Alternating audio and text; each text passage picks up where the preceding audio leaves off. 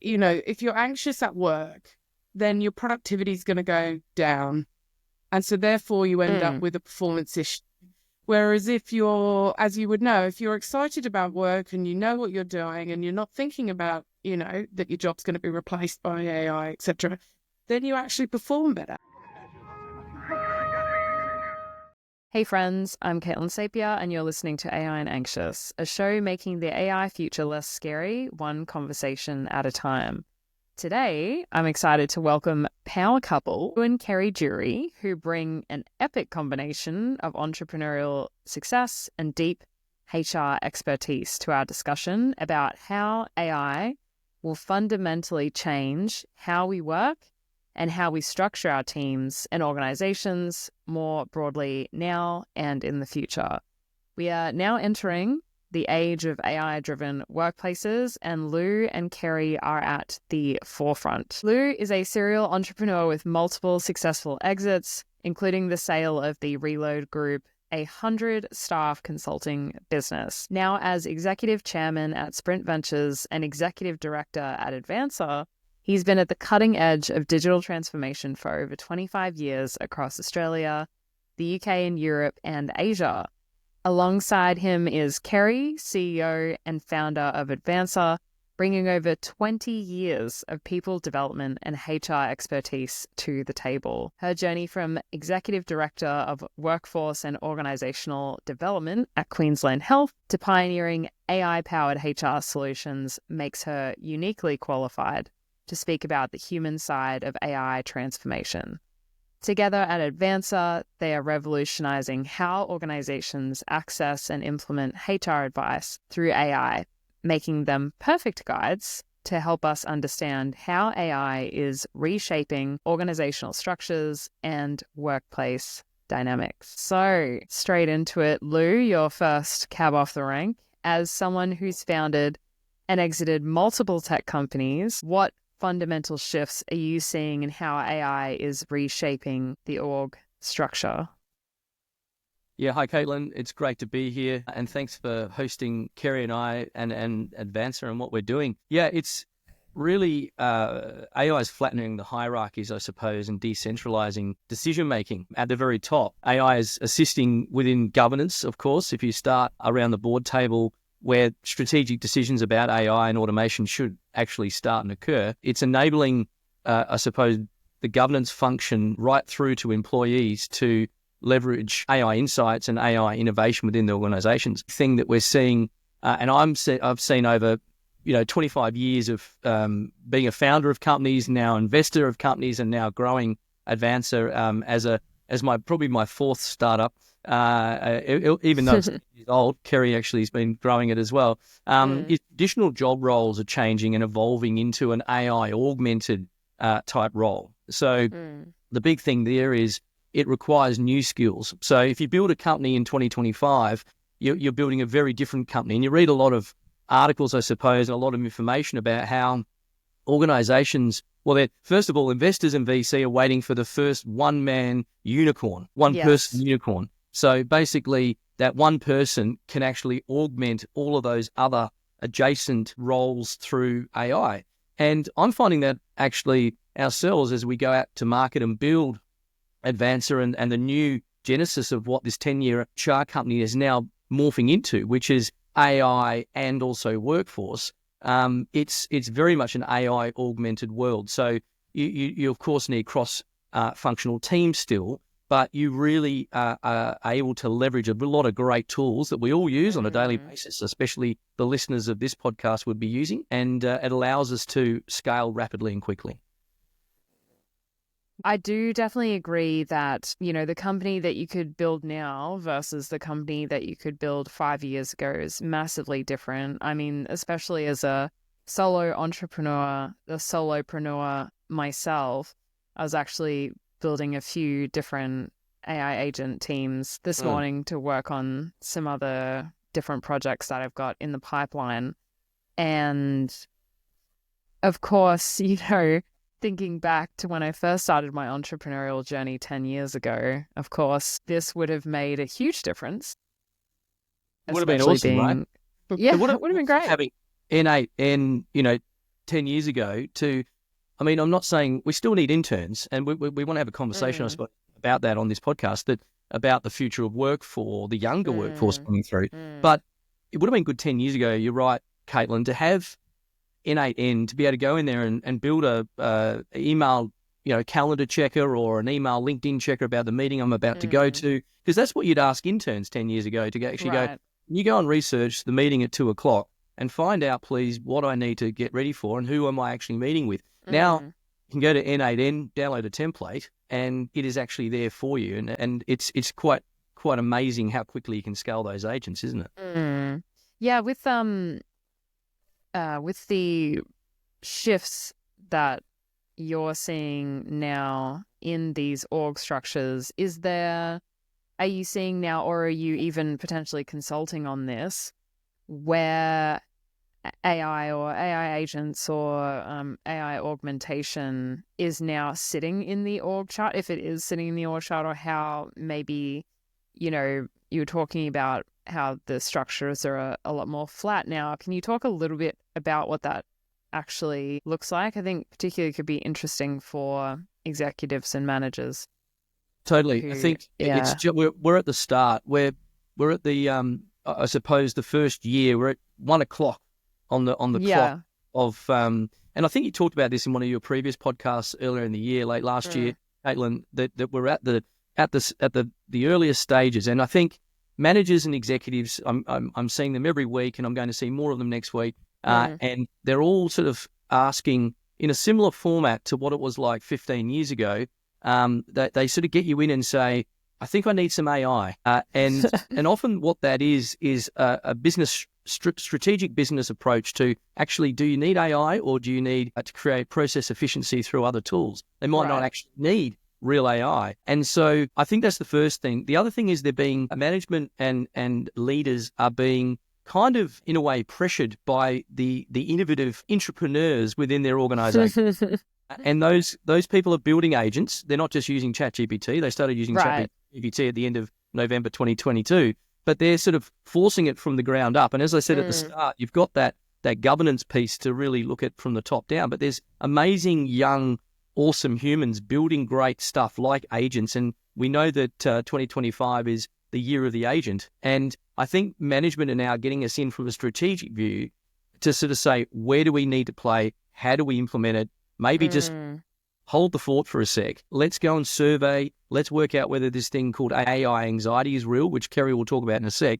And then how does that affect our org chart? And that's probably, again, that Ceri would then be able to talk to. Yes. Yeah. I'd love to hear your thoughts on that, Ceri, from the org chart, because I've had some conversations with other founders and executives and company leaders in this space, and there's a bit of talk around, yes, I agree, whether you actually need AI or you're more so looking at process automation and those different tools, or even AI workflows, which are different to AI agents. But they're talking about having they're called tiger teams. So having, one developer, one project manager, and then one design person, and almost having these pods, and then they're kind of building out potentially agents or AI capability out from these like smaller pods versus having these complex teams, but rather like pods dedicated to certain parts of the organization. So I'd be interested, Ceri, just to hear from you about that org chart piece and how the actual structure of teams is looking like now, and then potentially where it's going to in the future with AI. And I mean, structure is always a really interesting thing, isn't it? Because an organizational structure can be completely shifted and work far better to a traditional organizational structure that has departments, etc. It could be project-based, it could be a matrix system. And what I'm seeing increasingly is that structures are based on outcomes rather than necessarily your traditional structures, particularly when it comes around AI, because as you said, there's no point in having an AI team sitting in an IT department not actually understanding the business. I mean, the purpose of AI is to help efficiencies and to help businesses. And so therefore, in my view, the best place for AI target teams or teams out there in the business, so they fully understand what it is they're actually trying to achieve when they implement the AI. I think there's a lot of fear that AI is going to take over people's jobs, and we mentioned interns before. And so what is needed in organizations, in my opinion, and in others' opinions, I suppose, is an increase of critical thinking and an increase in how we actually put AI strategically in a business and where they are best placed. Because in terms of engagement and humans, as you're probably aware, communication and understanding what's happening to people in their workplace is going to be absolutely key for engagement. And so if you have an AI team sitting off in an IT department on the third floor somewhere and they never see the floor of what they're trying to change, then the engagement of those people affected is going to be very limited. Whereas if they're embedded in the organization, in those teams that they're actually working together to revolutionize or to improve, then obviously the buy-in of those team members, once the buy-in and the engagement, the fear goes down, obviously, because they're not thinking their job is going to be replaced necessarily. Right. They understand that there might be a shift in their role, but it might just require a different perspective from them, or a different focus, rather than the simple one is payroll person is not data entering anymore. They're actually solving complex pay issues, tax, superannuation, etc., rather than data entering people's 9-to-5 timesheets. There's still a role for them, and it's a higher level role, and it's different. Yeah, definitely. I think obviously, human nature, when change happens and when the unknown comes about, especially for, I guess, non-coders and non-technical people, it can be, quite confronting from that perspective. So are you saying more that we're going to see potentially like AI specialist, or like AI, I guess AI specialist would probably be the right word, being put into teams like the marketing team or the payroll team, or these these kind of specific disciplines that aren't necessarily IT? Potentially, yes. And it will depend on how the organization's structured and what their strategy for AI is going to be. And in actual fact, what type of AI they need. I think there is a thought out there amongst the less AI savvy that AI is ChatGPT, and of course we know that that's not the full story. So, so I think there is some education that needs to go out into probably the C-suite, the leader level, to actually understand what it is that AI can do. This is where Llew obviously is very skilled. Because and also Caitlin has amazing training programs. She should actually plug that. From $299, just putting that on the podcast per person. Thank you. So yeah. And now you pushed me off my train of thought. But yeah, no, I mean, it's, really is going to depend on what these leaders decide they're going to do and how they're going to implement AI, as to what those teams need to look like. Yeah, sure. Is there any AI strategies or high level strategies that you can share? I'm just curious, like, what a potential strategy could look like for some of these companies. So I can probably talk to that. The ones I'm talking about right now are companies that they're large IT companies. There's a registered training group. There's a governance play. So even today and on Monday, catching up with these, and we start at the top. So we look at all facets and we do a 6-stage review of, I suppose, an audit, if you want to call it that, of their AI requirements. Effectively, it's an old school consulting project that's really the first stage of, do you really need this? How is it affecting your organization? Are you ready for it? And often in the last couple of years, and a lot of listeners would know that clean data has been the number one thing that people dive straight into when they're trying to actually do AI in the organization. What we're trying to do is sort of say, and what we're discussing with the C-suite, it is CEOs that we're meeting with, that basically, sure, data's a node of what you need to do, but there's a huge amount of human change and workforce organizational development that we need to get right first, because there's no point actually even doing proof of concepts. There's no point actually doing AI training. There's actually no point rolling out N8N to simplify one marketing automation to make the marketing team happy until actually the whole organization's bought in. And I think what we're seeing, Caitlin, is the Deloittes and the Abernards and the Accentures and the big end of town have been doing this with the enterprise layer and the larger government and the larger enterprise, the larger corporates like PwC, spending $1 billion on sort of what they're doing with their workforce and all of that sort of thing globally. There's been huge players of this in the enterprise space. Where Advancer plays is pretty much what web design did in the late 90s and what digital marketing did in the late noughties in terms of coming into let's start with Australia, the 2.5 million Australian SMEs, and sort of saying, look, let's do a review. Let's bring in people like yourself, Caitlin, to do training, sure, but let's actually get a lens of how this looks both from a organisational effectiveness point of view and also from a workforce planning point of view. So that's what we're doing right now. We're at the start, as I said, we're at the start of this journey. It's hugely exciting. And I'm seeing a lot of similarities to the late noughties with the digital marketing days, as I said, of people getting, when I had Reload, people would get me 2008, 2009 and say, we need SEO.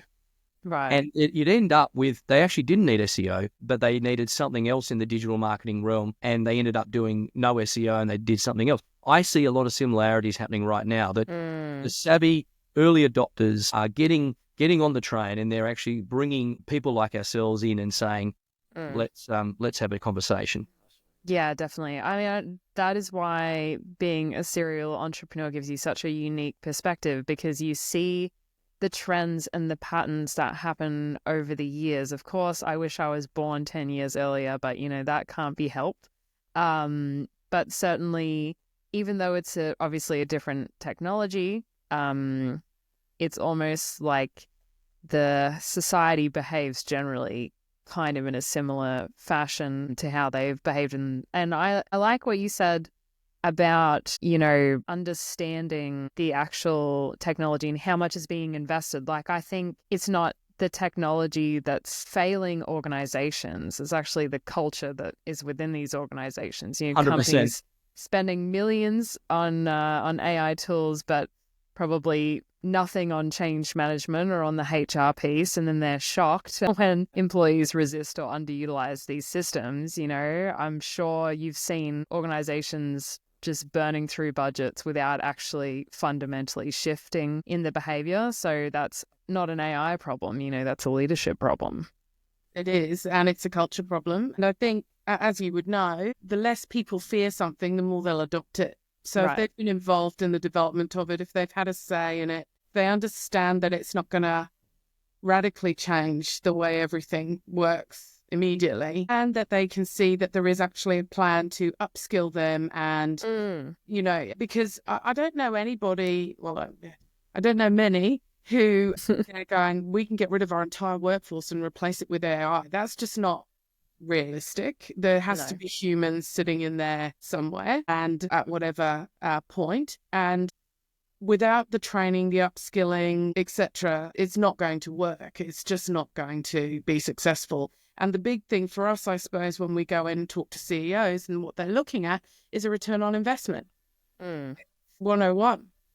Of course. Yeah, absolutely. And that's exactly how it should be. I mean, I think obviously as an AI educator specifically focused in upskilling non-coders, I suppose is what I call my audience. But yeah, I feel like the actual skills gap isn't necessarily technical. It's more psychological. We don't need everyone to code or understand machine learning. We need people who can form effective partnerships with AI system. My thesis, Caitlin, is exactly the same. I look at it, and when I go and talk to these CEOs, is that people are social. We're social creatures, and we want to return from working from home. That's the first thing that's evolving rapidly now, 5 years after COVID. And then the other thing is, we don't want to see our friends' roles completely destroyed. We want to see them upskilling. We want to see the culture of the organization being upskilled, and we want to have continuous learning throughout that organization. Often CEOs feel like paternal or maternal in terms of their staff, and they want to make sure they're constantly learning so they can retain them, but also so that it's great for the whole organization, because it also, at the end of the day, affects the bottom line. So I think that the big thing here is around, I think your programs are really important. The non-coders need to be upskilled. And I think a lot of CEOs could even benefit from going along to your courses to actually go and just get the basics, the 101s, even if they never actually pick up a mouse and actually design anything. Yeah, definitely. I mean, yes, obviously I don't want to plug my course too much, but yes, I'm very passionate about the way that I try and design education in an accessible manner, and really just getting the top line, like from that executive manager level of what do you need to know so that you can go into a meeting about, an AI driven project, or just being able to have a productive discussion around the implementation of AI, whether it's necessary or not, and the return on investment, and pull that out, because I'm very pragmatic. While I am a software engineer and a technical person, I am much more in the entrepreneur space, and I only ever was interested in technology because of what positive benefits could be realized for people and teams and companies. It's not about whether I care about what particular tool that I'm using, or even artificial intelligence and machine learning at its fundamentals, but just what is the outputs and how can it be utilized, and how can we get everyone on the same page without this incessant gatekeeping and this overwhelm. And yes, to your point a little while ago,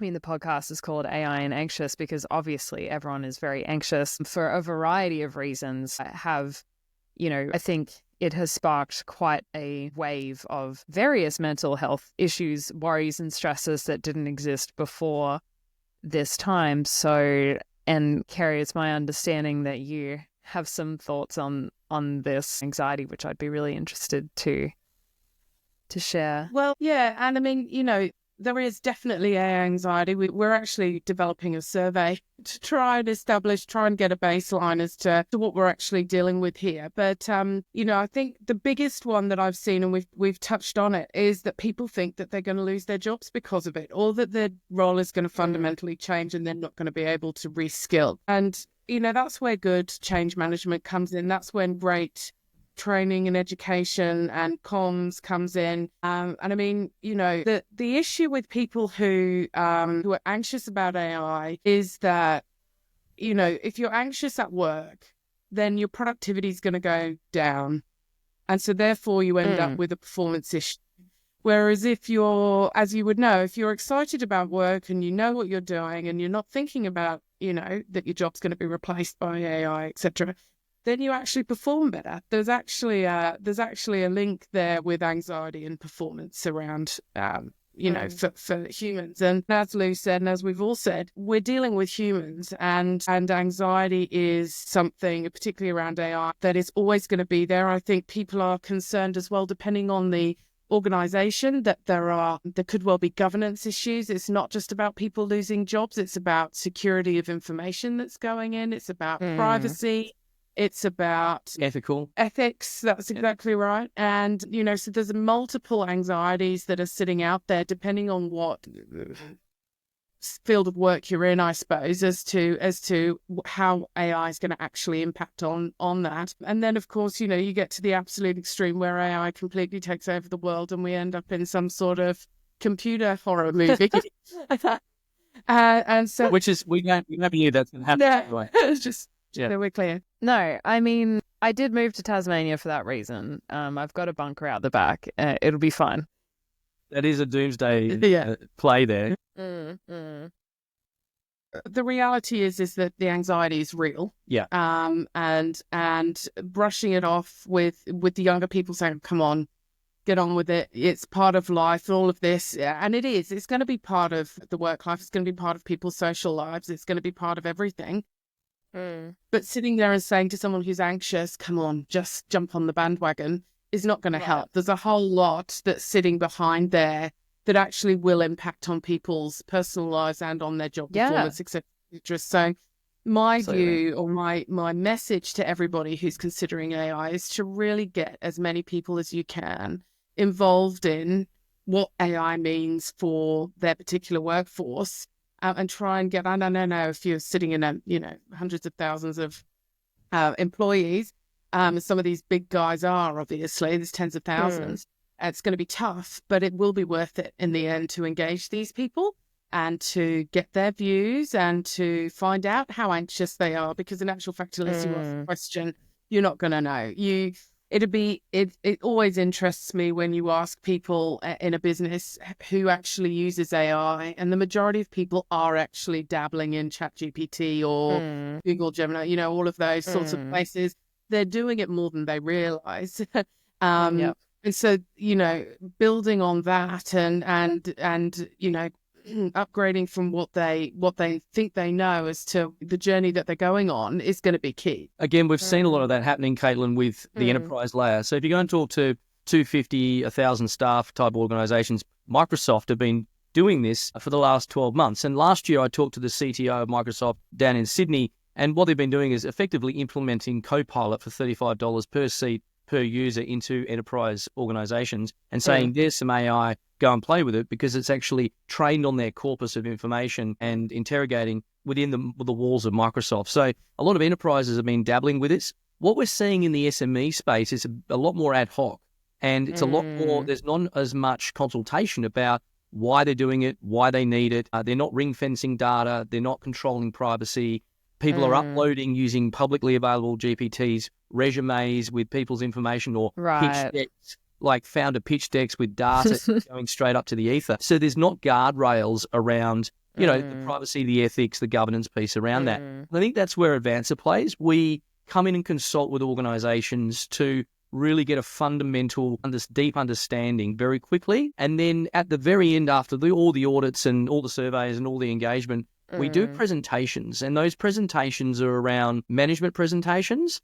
And then we do a specific, come along for the journey staff presentation. And that's normally in the big sort of tea room. That's with simple, infographics. And that basically is around bringing them along for the ride, bringing them along for the journey. And then from there, identifying who would like to actually be part of what you talk about, which are those pods. Some call it innovation pods. Some people call it different names, but basically those pods of pilots that can be then rolled out the organization without blowing hundreds of thousands of dollars on trying to do things that just aren't pulling in the right direction. And I think we're at that stage that there is pretty much every company I'm talking to needs that right now. So we've got a 6-step program for that. Yeah. I think I totally agree. Not that I think, I do agree, because there's such a difference. I mean, I've been in the space of entrepreneurs and small to medium business, for a lot of my career. I have worked for the bigger players, the Deloittes and Accentures of the world, but as you said, they obviously have the resources and the structure to be able to have quite a solid, capable strategy. And I always do this where I make it a point, usually every week or every fortnight, I'll go to an event that has, small to medium business, or even just like freelancers, small business owners. And because it's so easy as well, being an engineer, to see all these crazy things that some of my friends are building with AI agent groups, because, we can code and we're very technical and we're very clued into what's happening. But then I go to these events. I go into an event the other week, and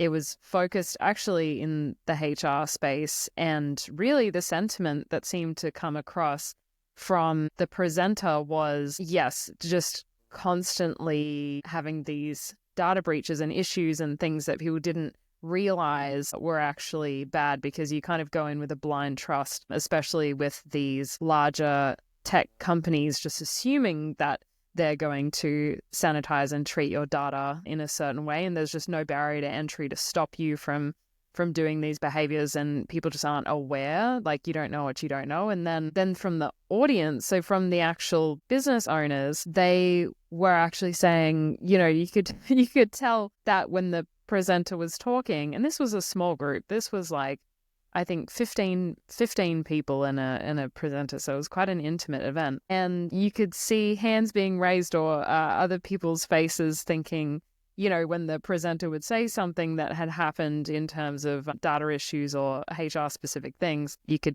tell that the wheels were turning in some people's brains, realizing, yeah, I might have done that. Or just, there's lots of examples of horror stories of, termination letters that are being, a back and forth with AI without any consideration for, for obviously the That's confidential nature. Yeah. And then getting sued and all these things. So, I feel like there's been, like, last year was great in terms of the AI tools becoming better, but I feel like there was a lot of cowboying last year. I also think that certainly not in the big players, obviously, because they've got the workforce that might be able to have a team focus on these sorts of things, or a number of people, but certainly in your small to mediums, you've got people who are focused on actually doing the job required of them. Yes. They're plumbers, they're textiles producers, they're retailers, etc. None of them have skills in either AI or in people management or HR, for example. And you wouldn't want them to in those businesses, quite frankly. You want them to be doing what makes money, right? Yeah. But this does lead to, you're absolutely right, that you don't know what you don't know. So you go ahead and do something and end up breaking it. And in actual fact, the HR solution that we've got in Advancer actually helps that for HR solutions, doing exactly that, bumper rails with Fair Work, bumper rails with my experience. And AI can get you sort of the majority of the way there. And then there's a consultant, a human sitting at the end who can actually talk you through, some of the finer details. And I think, for a number of these AI projects that we're doing, that element of human interaction with the AI is going to be key to actually having, or to reducing the risk associated with those sort of people banging in information and sending something out. That there is a guardrail, a human sitting at the end going, yes, actually what you're doing is appropriate, and yes, you followed the right, you've ticked all the boxes, etc. And one really boring thing there, Caitlin, is if anybody understands code of conducts within organisations, if you're in a big enough organisation that has code of conducts and risk and things like that, you should be now baking in AI guardrails into your code of conducts so that when you induct someone into a business and bring them into the organisation, they know exactly what the guardrails are, both from a social point of view, but also from a privacy, data and security point of view. So when you do your annual IT security training, that's actually part of it now. That should actually be baked in. That's a free tip, because that's one thing we're telling all the CEOs, that basically they need to immediately, that's a quick win, if you want to call it that, to go in and actually pop that in, and we can actually supply a bit of an overview to help them get that in there and get them trained up on that piece. You don't have to bring in an AI trainer to do that. You can actually do that. Your HR management can do that. But it's really important to sort of set some guardrails so that the knowledge is there from the workforce.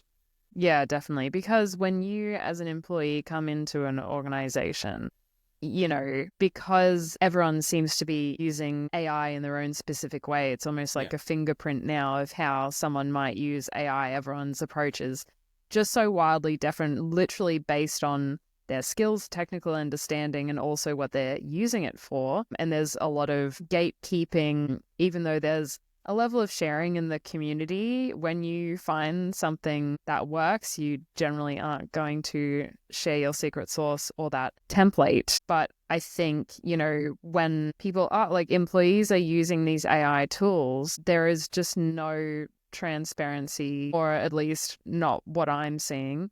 There's a lack of transparency in terms of, OpenAI or Anthropic knows what files that you're uploading, but your actual organization has no idea what you're doing in these systems, because there's no way to kind of audit these private companies.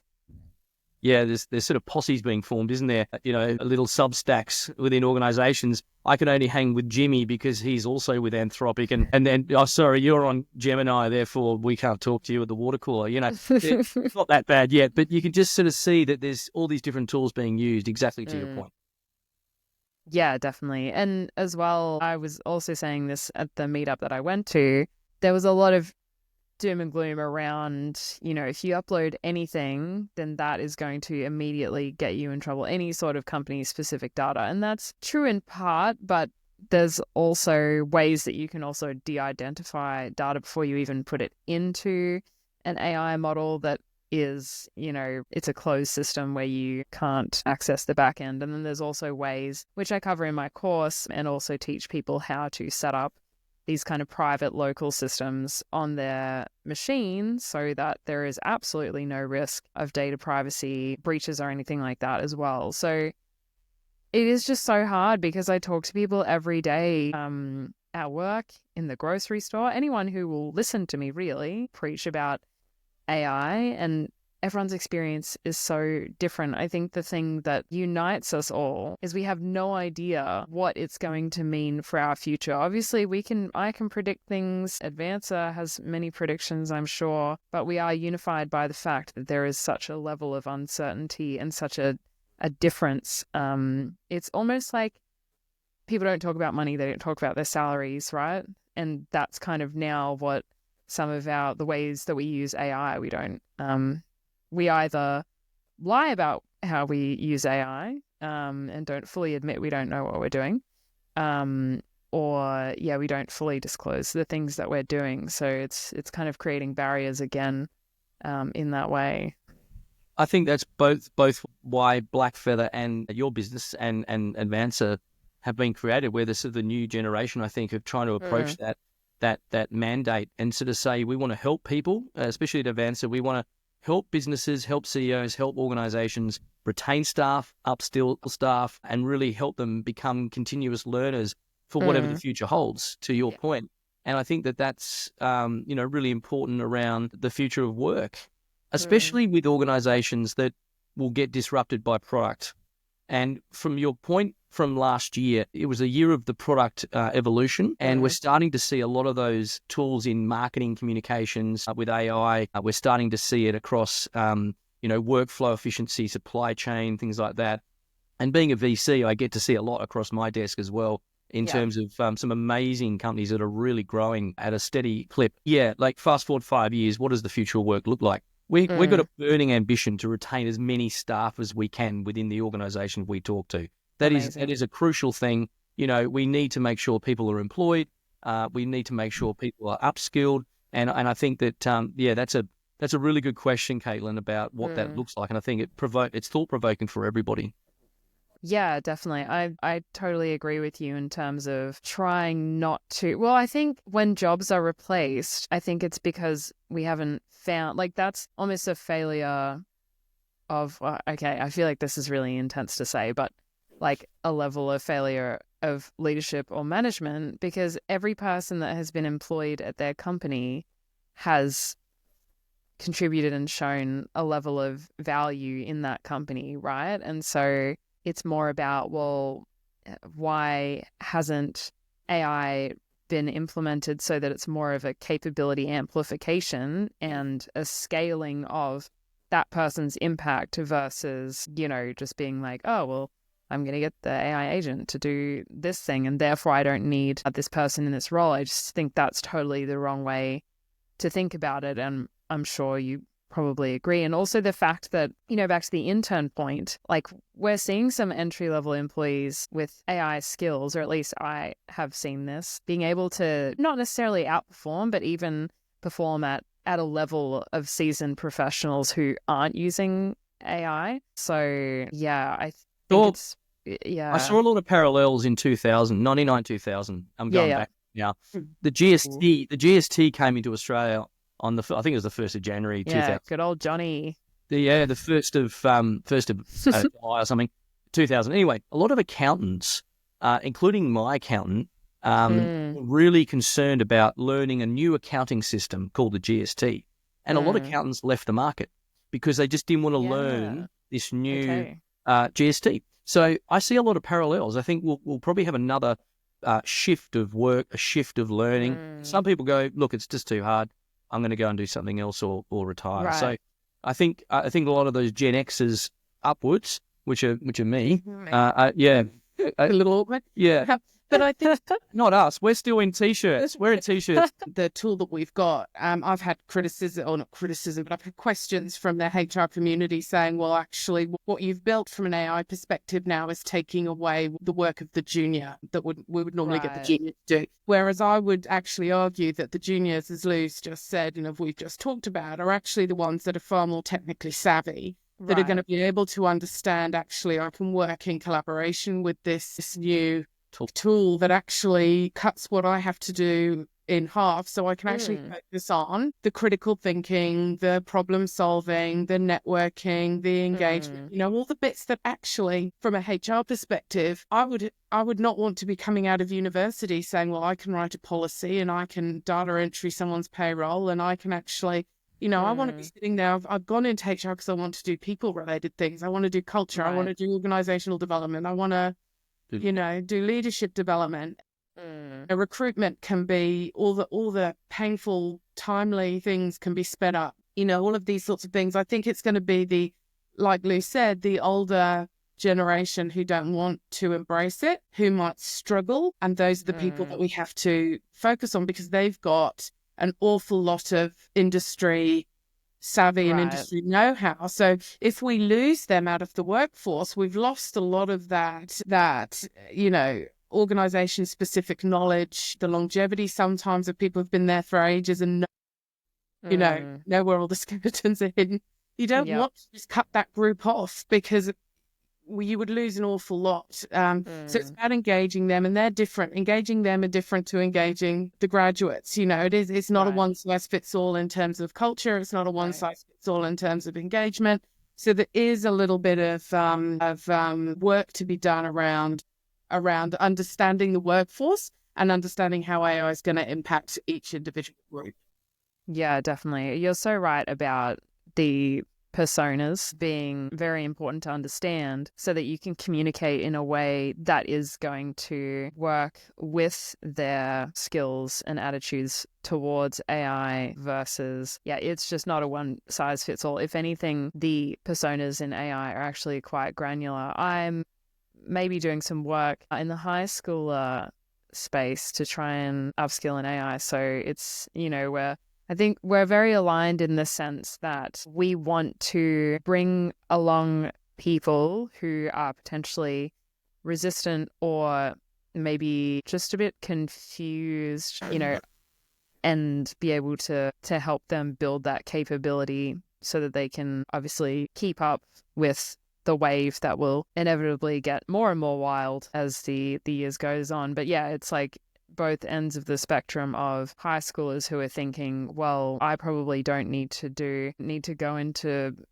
finance because it's going to be fully automated. So what career actually am I going to do? Should I position myself to become just like an AI enabled entrepreneur? And I'm sure at the other end, trying to understand, the older generation who have all of that subject matter expertise and knowledge, how we're going to, be able to effectively create communities and structures that helps to pass that knowledge on, but also help them to work with other members of the team who have different attitudes towards AI. Yeah, amazing. Okay, well, this has been a great discussion. I've really enjoyed it. I think the audience will definitely enjoy it too. Well, it sounds, I think, positively that the next 5 or 10 years, the little guy can benefit massively from the right AI adoption. And I'm all for the little guy, I'm all for the entrepreneurs and the small business owners and small to medium businesses being actually able to compete and having, it's both a level playing field, but also there's going to be massive divides, unfortunately, too, between those who have really gotten the right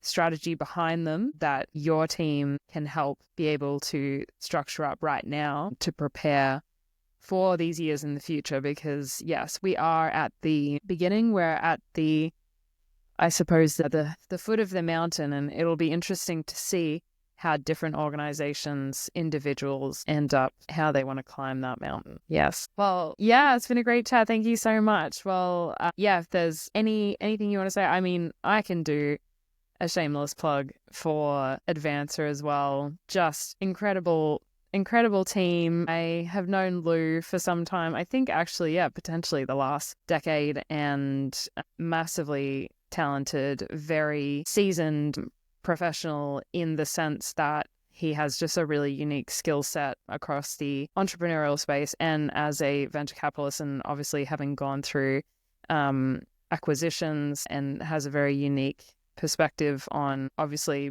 being in this space for such a long time. Really good insights from a technical point of view, but also from that business acumen point of view. And I'm very excited to see what Advancer is going to do in this space. And their 6-part auditing step is just such a quick win for really any small to medium business, being able to understand exactly how they need to position themselves in an increasingly AI-driven world. So definitely go check out Advancer.ai, and I'll put links in the description. Well, for the audience, I hope you enjoyed that conversation. I really did. If you do want to dive deeper into AI generally as a non-coded professional, check out my course, Gen AI Jumpstart, at blackfeatherai.com.